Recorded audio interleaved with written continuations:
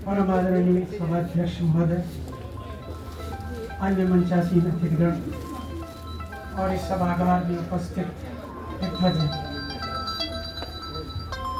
नौ सृजन साहित्य संस्थान का मैं हृदय से आभार व्यक्त करता हूँ, जिन्होंने ऐसे साहित्यकार के नाम से मुझे सम्मानित किया है, जिनका आशीर्वाद और स्नेह मुझे एक लंबे समय तक प्राप्त होता रहा। पिताजी कानीकुंज कॉलेज में अध्यापक थे, वहीं हम लोग निवास करते थे वार्डे निवास में। वार्डे निवास में आए दिन साहित्यिक संगोष्ठियां आयोजित होती रहती थी, जिसमें सत्य जी भी पधारते थे। सत्य जी का स्नेह उसी समय से मुझको प्राप्त होता रहा। उसके बाद जब मैं हिंदी संस्थान में नौकरी के लिए आया तो अक्सर सत्य जी ऑफिस आते थे और मुझसे मिल कर ही जाते थे। सत्य जी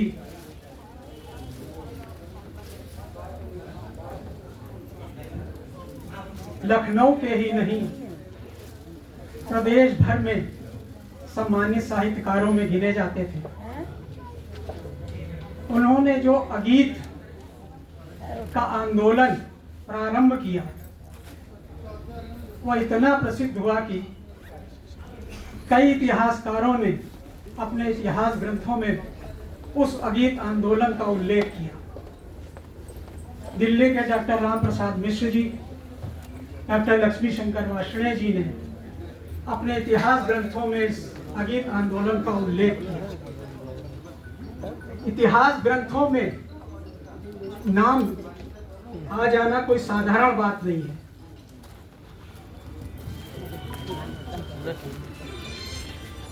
यद्यपि प्रारंभ में उनके अगीत आंदोलन की आलोचना, विरोध काफी हुआ, लेकिन सत्य जी ने उसे आगे बढ़ाने के लिए कोई भी कसर नहीं रखी और अंतिम सांस तक अगीत के लिए वे समर्पित रहे। सत्य जी में और एक विशेषता थी, वे साहित्यकार तो थे, एक संस्था थे। अनेक कवियों को उन्होंने इस अगीत परिषद से जोड़ा।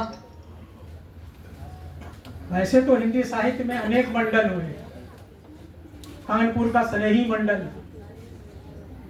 जो बहुत ही प्रसिद्ध मंडल कहा जाता है, जिसमें महिषी Mahadevi Verma, doctor Shivmangal Singh Suman, doctor Ram Kumar Verma, doctor Jagdish गुप्त, पिताजी डॉक्टर लक्ष्मी शंकर निशंक जैसे अनेक साहित्यकार निकले।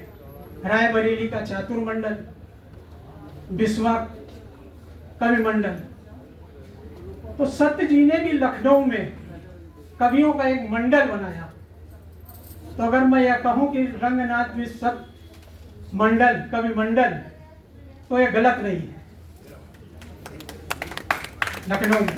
और सबसे बड़ी सत्य जी की एक विशेषता थी कि जो गुरु परंपरा समाप्त हो रही थी, कि गुरु शिष्य, बिना गुरु के कोई साहित्य, कोई कला नहीं सीखी जा सकती, तो उसे उन्होंने बढ़ाया और अपने शिष्यों को प्रोत्साहित किया। मुझसे भी अक्सर कहते थे कुछ लिखते क्यों नहीं हो, लेकिन नौकरी के आगे मैंने साहित्य की कुछ नहीं लिखा। पहले सेवा की, बाद में कुछ सोचा। तो ऐसे मनीषी के नाम से जो मुझे आज सम्मानित किया गया है, उसका मैं संस्था के प्रति हृदय से आभार व्यक्त करता हूं। और सत्य जी की उस विचारधारा को जिस तरह उनके शिष्य, विशेषकर डॉक्टर योगेश जी, देवेश जी आगे बढ़ा रहे हैं, वे भी बधाई के पात्र हैं। और आज जिन ग्रंथों का लोकार्पण हुआ और जिस तरह वे क्रम वाइज सबको सम्मानित कर रहे हैं, या उनकी श्रम का, उनके प्रयोजन का ही फल है कि इतने व्यवस्थित ढंग से यह कार्यक्रम चल रहा है। इसके लिए भी उनको मैं हृदय से आभार व्यक्त करता हूं। बहुत बहुत बधाई आप सब के लिए प्रति। धन्यवाद।